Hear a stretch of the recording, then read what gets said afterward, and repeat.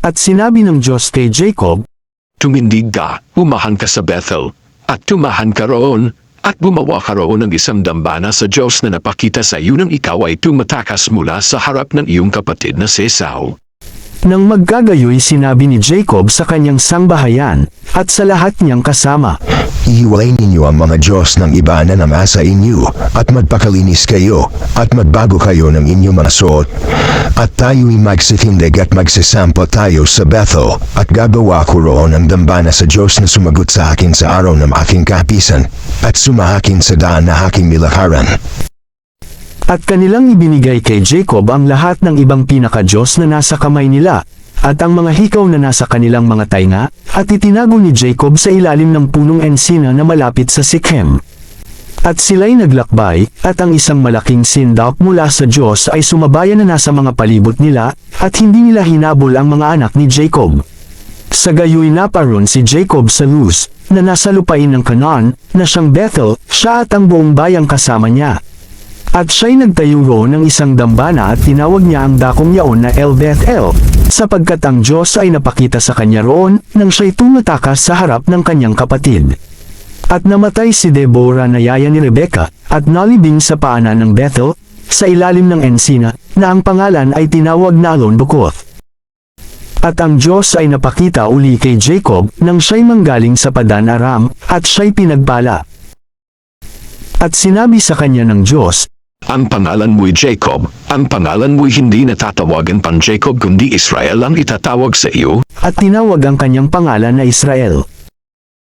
At sinabi sa kanya ng Diyos, Ako ang Diyos na makapangyarihan sa lahat. Ikaw ay lumago at dumami ka, isang bansa at isang kapisanan ng mga bansa ang magbumula sa iyo, at mga hari ay lalabas sa iyong balakang. At ang lupaing ibinigay ko kay Abraham at kay Isaac, ay ibibigay ko sa iyo, at sa iyong lahi pagkamatay mo ay ibibigay ko ang lupain.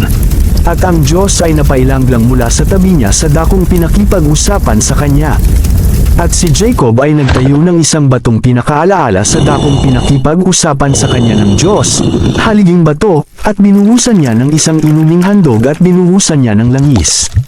At tinawag ni Jacob na Bethel ang dakong pinakipag-usapan sa kanya ng Diyos. At sila'y naglakbay mula sa Bethel, at may kalayuan pa upang dumating sa Ephrata, at nagdamdam si Rachel, at siya'y naghihirap sa panganganak. At nangyari, nang siya'y naghihirap sa panganganak, na sinabi sa kanya ng hilot, Huwag kang matakot, sapagkat magkakaroon ka ng isa pang anak na lalaki.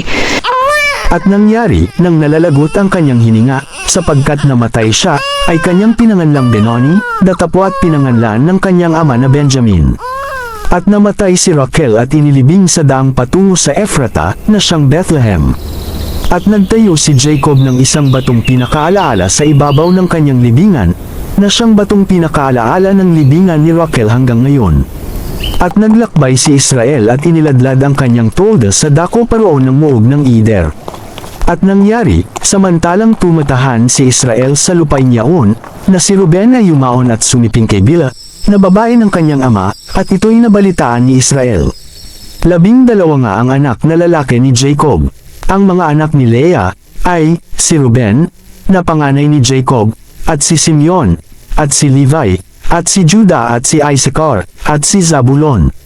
Ang mga anak ni Rachel ay si Jose at si Benjamin. At ang mga anak ni Bila, na alila ni Rachel, ay si Dan at si Naphtali.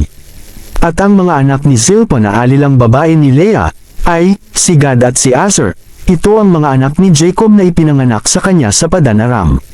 At naparoon si Jacob kay Isaac na kanyang ama sa Mamre, sa Kiriath Arba na siyang Hebron, na doon tumahan si Abraham at si Isaac.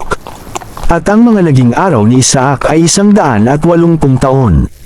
At nalagot ang hininga ni Isaac at namatay, at siya'y nalakip sa kanyang bayan, matanda at puspos ng mga araw, at inilibing siya ng kanyang mga anak na si Esau at si Jacob.